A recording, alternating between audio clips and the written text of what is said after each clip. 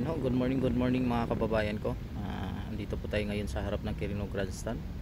Ay nakikita nyo ngayon ay wala na pong mga tao. May konti na lang pa ilan natira dito, tulad nitong may tent pa, no? Natutulog pa siguro yung tao dyan. Yan. Pero ang karamihan dito ay nagsiuwian na kagabi. At ngayon malinis na ho dito, oh.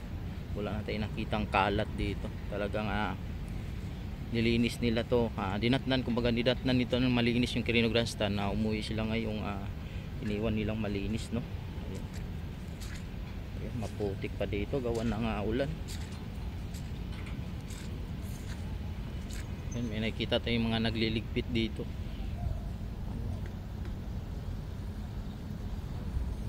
Tsaka mga nagbabaklas din ng mga stage, no. May mga idol lang ng mga tao dito.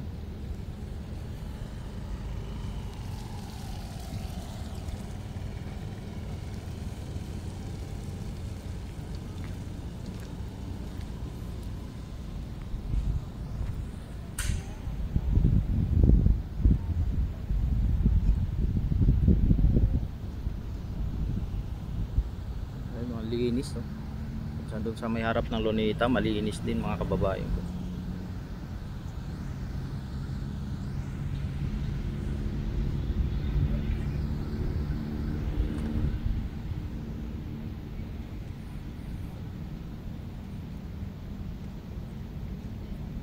Ayun, may mga natutulog pa dito, may mga nakatin. Ayun, nakikita nyo yan.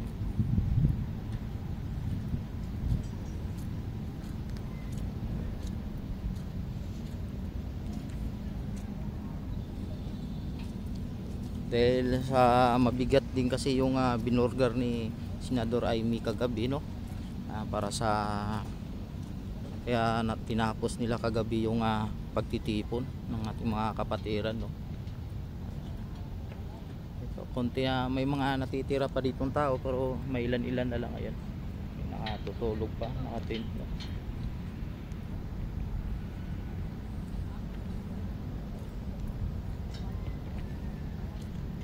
May nakita nga tayo dito media ata yun, kumukuha ng video.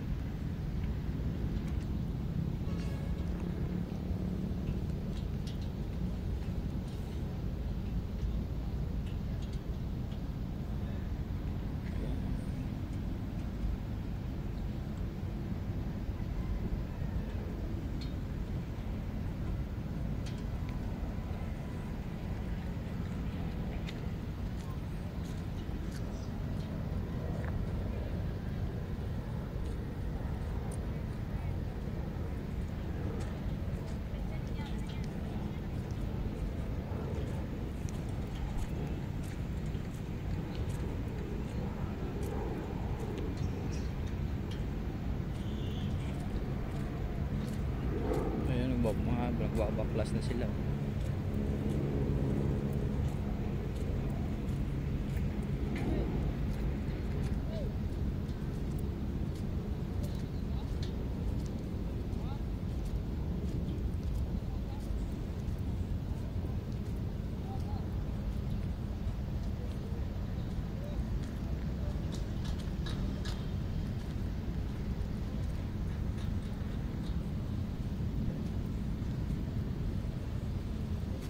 Ayun, may mga tao pa din doon sa sa ilalim ng mga puno na yun.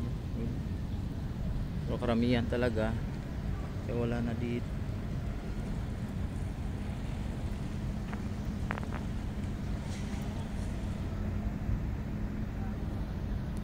Ayun, may mga natutulog pa doon sa may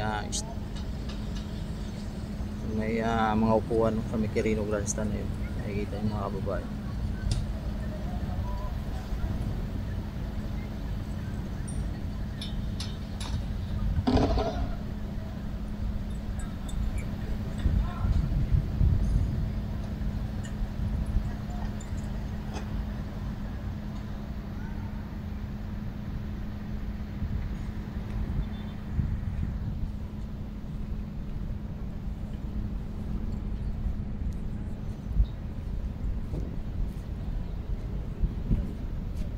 Grabe naman talaga kasi ang bigat ng binulgar ni ni Senador Amy Marcos, no. Talagang nilahalahad na niya yung katotohanan about sa kapatid niya. Sinabi nga niya doon sa speech na hindi naman yun para sa posisyon. Gusto niya umuwi sila sa kanila at magpagamot, no. Yun yung part na mga nabanggit ni Senador Amy Marcos.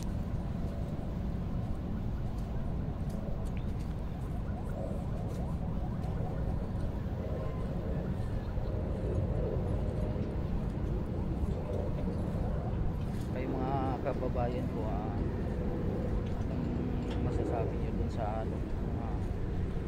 speech ni Senador Amy Marcos? Ayan, tayo na lang magsubaybay sa susunod na araw na mangyayari, kung ano na yung kahinatnan ngayon sa ating bansa dahil sa crisis na hinaharap natin. Alam naman natin bumababa talaga yung ekonomiya natin dahil sa mga ganitong sunod-sunod na mga rally at sa mga issue ng corruption dito sa ating bansa, mga kababayan.